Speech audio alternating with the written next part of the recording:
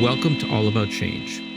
Now is a great time to check out my new book about activism, Find Your Fight. You can find Your Fight wherever you buy books, and you can learn more about it at jruderman.com. My guest today is Alex Ryvchin. Alex is co-chief executive officer of the Executive Council of Australian Jewry, the author of internationally acclaimed books on history and politics, and a best-selling children's author. Over the past 12 years, he's been a fierce advocate for the Australian Jewish community in Israel. His advocacy and writing has seen him recognized as Australian of the Year for 2024 by the Australian newspaper, as one of 25 global Jewish visionaries by the Jerusalem Post, and ranked 38th in the Daily Telegraph's Power 100 for 2024. He's the recipient of the 2025 B'nai B'rith Human Rights Award, and I'm so excited to have him on the show today. Alex Ryvchin, welcome to All About Change, and thank you for being my guest. Thank you so much, Jay. So, Alex, let's start talking about the Jewish community in Australia. For most of our listeners who are probably in America, what are the needs of the Australian Jewish community, and how could they be different from those Jewish communities in America or in England? Look, I think the last 2 years have been a great equalizer for Jewish communities throughout the world. And to be honest, our needs were probably minimal before October 7, and now they're much like the rest of the world. And in many regards, I would say they're more urgent and more serious. I would say that we have had the sharpest decline in physical security of any Jewish community anywhere in the world. And in my role, I engage frequently with Jewish community leaders from all over the world, from Europe and the Americas, very small communities in Asia, and everyone is baffled by what has occurred in Australia in the last 2 years. We've had this surge in vulgar street anti-Semitism of Jewish school kids being abused and harassed. We've had organized boycotts, particularly against Jewish creatives and artists. It's been a really challenging time for the last couple of years. And in terms of what we need a more productive, a more forceful response from the federal government predominantly. That hasn't been there. But also we need all Australians to realize that when one community, when one group of the Australian society is targeted, when their rights to freely walk down the street and display their identity, their rights to worship in their temples, when these are attacked, it's an attack on Australian values and democracy. So I think that's something that the wider public hasn't fully grasped, the fact that this isn't our battle alone, it's really a national issue. Just in the last couple of days, there was a demonstration outside my state's parliament of neo-Nazis, proper neo-Nazi thugs, chanting blood and honor, the Hitler Youth slogan, holding up a huge banner saying abolish the Jewish lobby. Now, this was condemned from left to right, from all political actors, all quarters of society. There's no one supporting these people. But for the last 2 years, we've had particularly those on the far left inciting against the Jewish lobby, accusing the Jewish community when we speak for ourselves and try to assert our rights as Australians of controlling the media and controlling government. The same notions about this insidious Jewish lobby. So when it comes in the framework of a conversation about Israel, it's legitimized or it's placed in the too hard basket. So I think that's really the major problem. The source of the anti-Semitism determines what the response is, when that shouldn't be the case. The response should be determined objectively by the act and by the victim of that act. But too often, when there's an out for political reasons, people are willing to take it.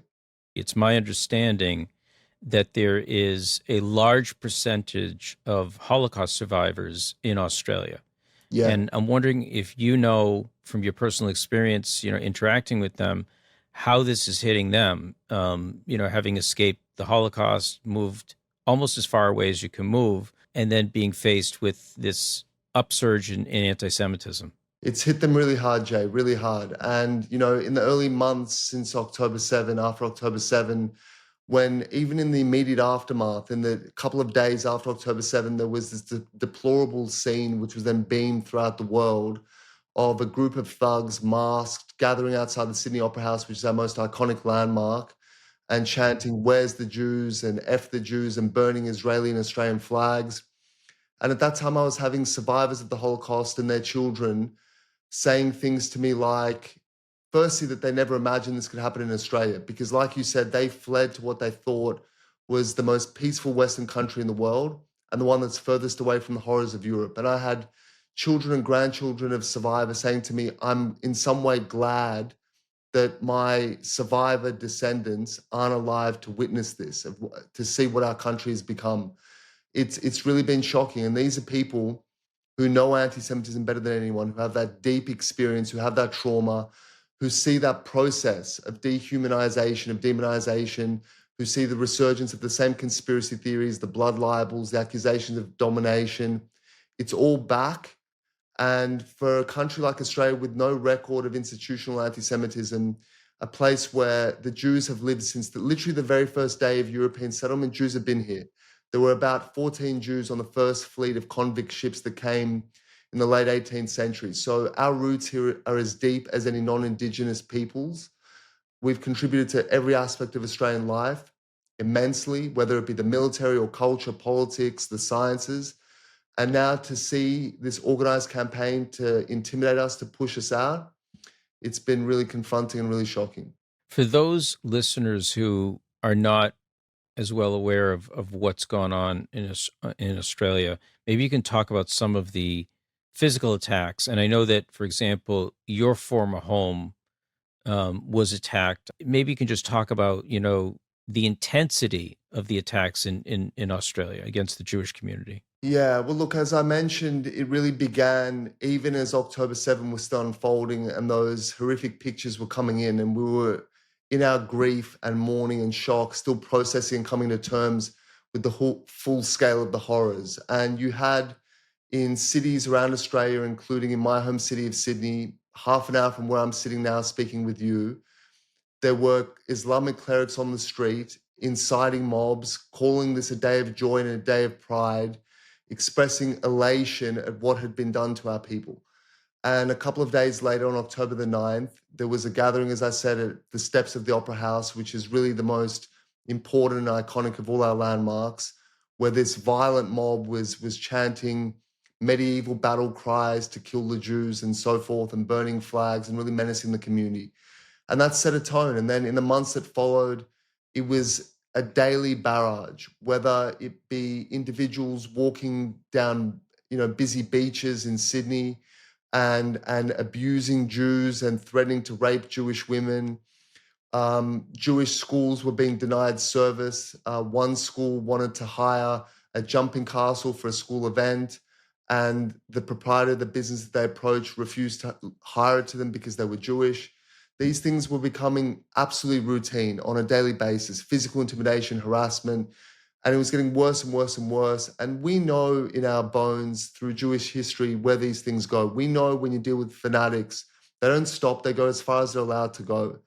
And we were crying out for action because we knew that this would end with violence. And sure enough, a spate of fire bombings began in December last year, with the virtual complete destruction of a synagogue which was built by Holocaust survivors in Melbourne. The Adass Israel synagogue was scorched virtually to the ground, which was just a horrific thing for the community. And you mentioned before the large number of survivors in our community, for them to have to witness a burning synagogue. And then following that, in the days and weeks afterwards, there were fire bombings of vehicles in Jewish neighborhoods with slogans like F the Jews and F Israel daubed on them. There was an attack on another synagogue, an attempt to burn another synagogue. And then there was the attack on my former home. And police have since revealed that they believe that my family still lived in that house and that I was deliberately targeted.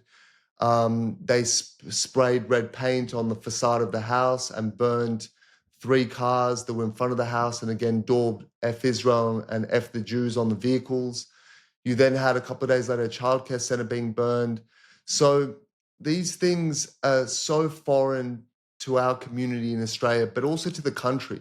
You don't have racially motivated attacks of this sort against anybody. And this was becoming staggeringly, alarmingly routine, a daily basis. I would wake up every morning just waiting to see what was hit, what the target was. And it was a horrific way to live. And people became very apprehensive about their physical security. But I feel like the Jewish community has been tested immensely, but has come through that test. It shows our pride in being Jewish, our pride in being Zionist, and our determination to remain Australians. That's a core part of who we are, and we love this country. Who have been the greatest allies of the Australian Jewish community, and how have you been able to work with them together to support your community? Look, I would say the greatest allies have been, particularly in the media, the more kind of conservative leaning media. So the daily newspapers, the Australian, the Daily Telegraph, have been incredibly supportive of the Jewish community, have elevated our voices and our concerns, not just us here domestically, but also the hostages, their plight, what Israel's been going through. They've been unbelievably good and unbelievably supportive. Sky News, which is very different to Sky News in the United Kingdom, has been exemplary as well. But beyond that, there hasn't been a great amount of kind of organized support. So a lot of the people that we thought would be there, a lot of the interfaith relationships that we'd invested in over many years because we believed in that sort of work, probably hasn't been there. The support has been tepid and sometimes non-existent entirely. Again, I think it comes down to what we discussed at the outset about this kind of political taint that anything to do with the Jews seems to have. It's too controversial, best to leave it alone. So there hasn't been like this mass kind of solidarity campaign with the Jewish community, as I believe there would be with virtually any other community facing anything approximating what we've gone through. But I think that the greatest support has come from what I would call everyday Australians. And I hear from them, they write to me literally every single day. I get stopped in the street in little country towns, in the regions, in cities, in restaurants by ordinary Australians who say, we support you, we're with you, we abhor what's being done to the Jewish community. I think the fair-minded Australian looks at the fact that we are proud and patriotic Australians.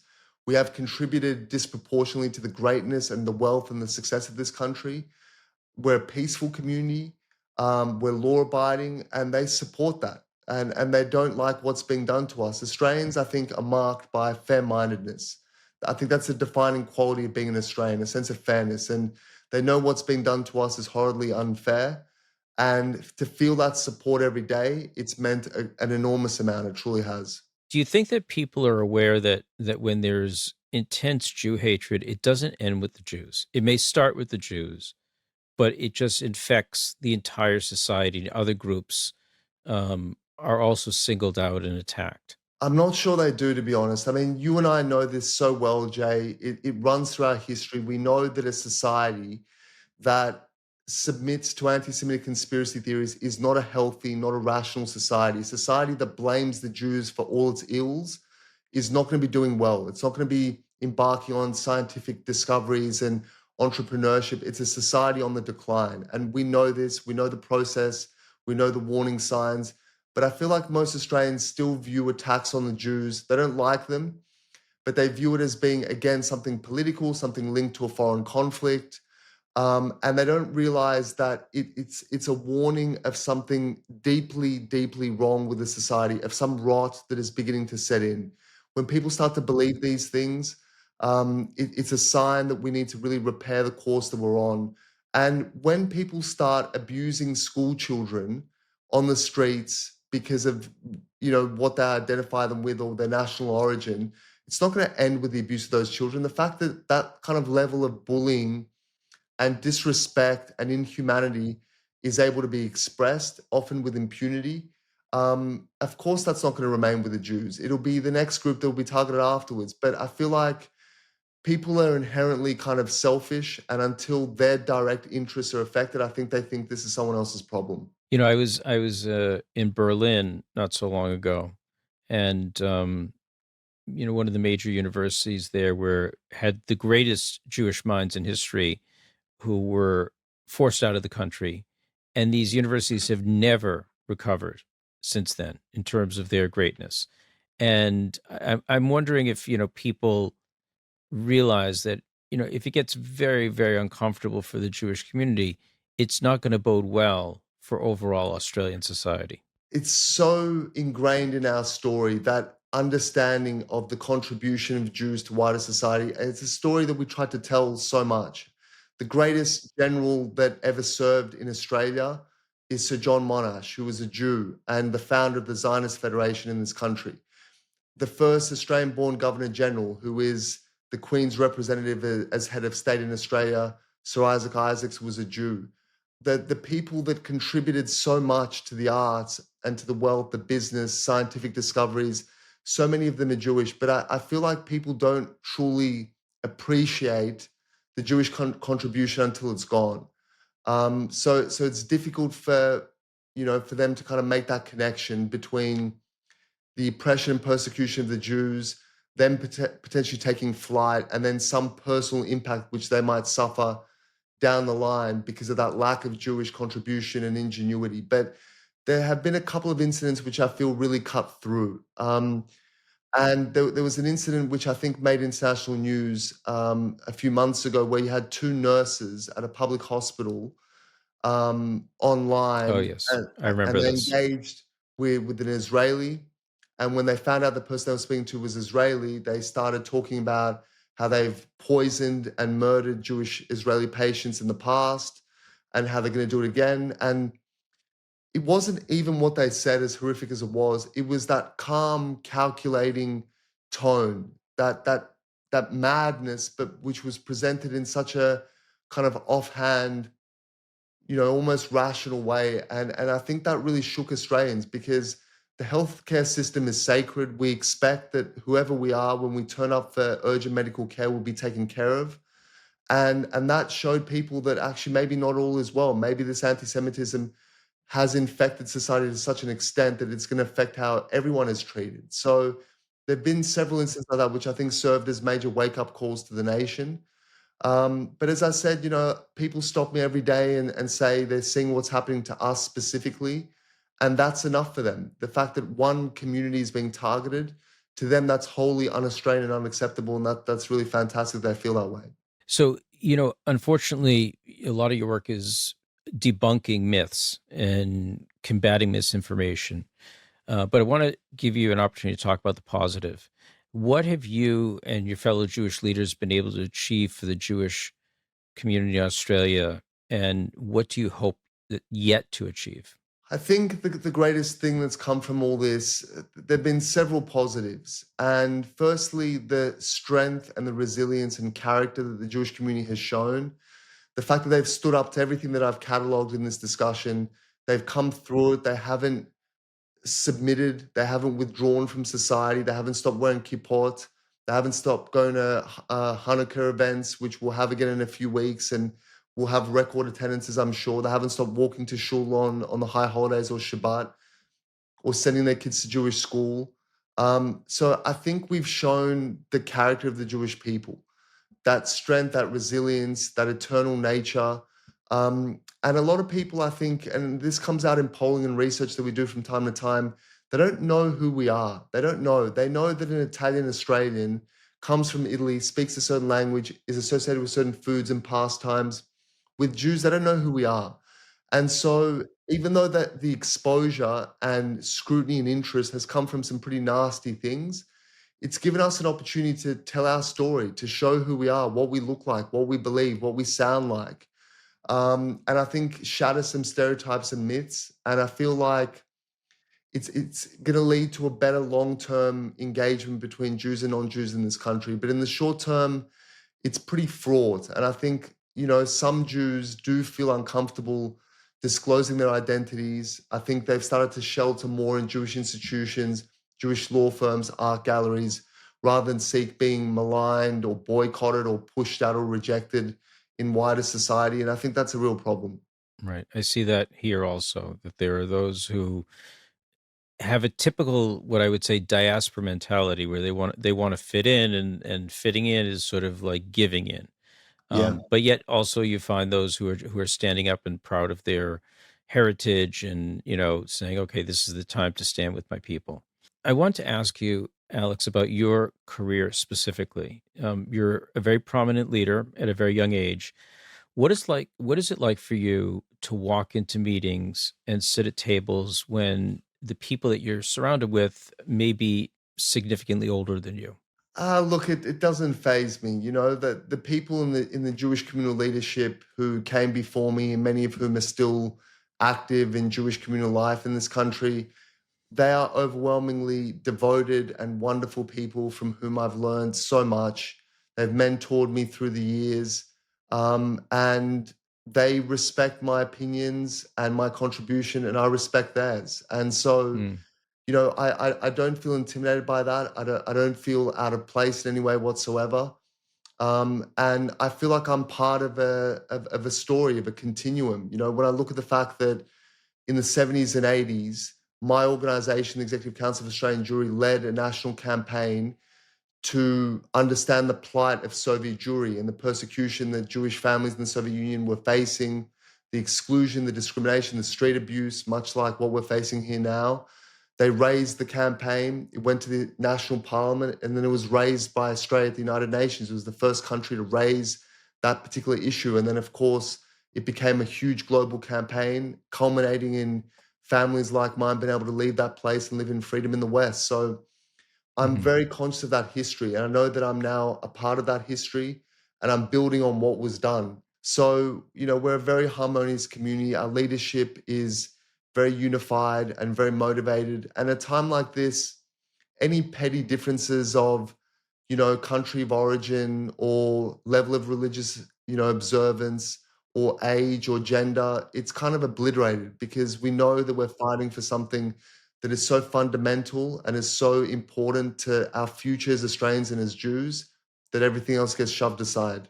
There's the age-old debate, and you're a very brave and strong leader.